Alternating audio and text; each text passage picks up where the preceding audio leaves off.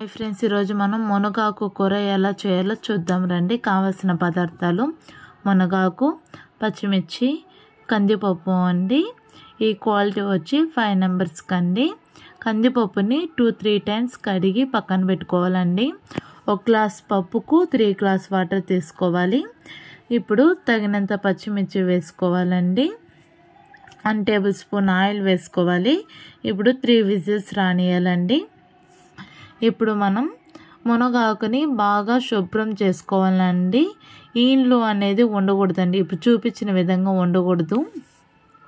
3 whistles వచ్చినాక మనం శుభ్రం చేసుకున్న మునగాకుని వేసుకొని 1 విజిల్ పెట్టుకోవాలండి. ఇప్పుడు ఇలా చేసుకున్న తర్వాత 2 టేబుల్ స్పూన్ ఆయిల్ వేసుకోవాలి.